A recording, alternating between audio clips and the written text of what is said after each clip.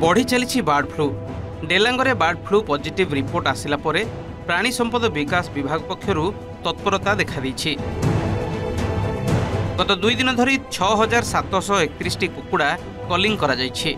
एने बड़आंकुला प्रशांत प्रधान फार्म को बार्ड फ्लूर केन्द्रस्थल रूपे निया जाइछि।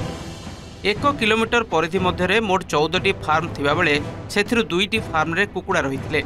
प्रथम दिन में बेनुपड़ा स्थित रीता राय फार्मरू 3316 एवं गतकाली द्वितीय दिन में डाकपड़ा ग्रामर नवकिशोर खटे फार्मरू 3415 कुकुड़ा हत्या करिछि प्राणी संपद विभाग।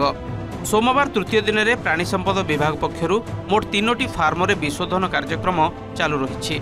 यह सहित 3टी आरआरटी टीम यह कार्य नियोजित अछंती।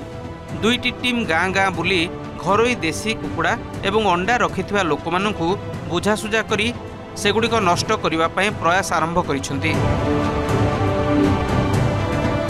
तो 5400 विशिष्ट फार्म करी जोटा कि 5400 छुआ पड़ते जहाँकि 35 दिन छुआ होते आउ बोधे 4-5 दिन पर लिफ्टिंग हो पारि प्राय ए 7 लाख टका खंडे प्राय इनभेस्ट हो जाइए। किंतु जेहेतु माने 4-5 दिन पूर्व बर्तमान जो बार्ड फ्लू होती मरा जाऊँगी बर्तमान तेणु मोर लॉस होची। डाकपड़ा गाँव नवकिशोर खटे चलती 3415 बार्ड आम हिसाब कर सुधा एवं चली तो आप देखुं बुहा बुही चलती आम सब बार्ड कलिंग कर सारूँ। सब गोटे ट्रिप आसिक अनलोड हो सारा प्रोटोकॉल आम कर 1 किलोमीटर संक्रमित अंचल में आम समुदाय 7631 कुकुड़ा आज संपूर्ण आम कलिंग कर देचु एवं डिसइनफेक्ट कर देकी आम प्रॉपर प्रक्रिया एसओपी अनुसार पोती देचु। एतद व्यतीत आम 1 ରୁ 10 किलोमीटर जो सर्वेक्षण जोन अच्छी से 5टी ग्राम बुली बुली आमर विशेषज्ञ दल नमूना संग्रह कर से नमूना को आम उच्चतर अध्ययन आम पठे। केवल डेलांगरे जे कुकुड़ा मड़क पड़ी ता नुहे एबे पिपिली और निमापड़ार बहुत अंचल में देखा मिली। से सबु अंचल रे कुकुड़ा को बार्ड फ्लू होईची ना नहीं ता स्पष्ट होई नथिबा बेले चासी माने सेमानक अंचलरू नमूना संग्रह करिबा पई दाबी करुछंती। तेबे एहारि भितरे पशु संपद और प्राणीपालन मंत्री गोकुलानंद मल्लिक, पिपिली विधायक आश्रित पट्टनायक एवं प्राणीपालन विभागीय निर्देशक विजय अमृत कुलांगे क्षेत्र परिदर्शन करने सहित चाषी सहित आलोचना करिसेंती एवं बार्ड फ्लू को भय न करने को चाषी मानक निवेदन करिसेंती।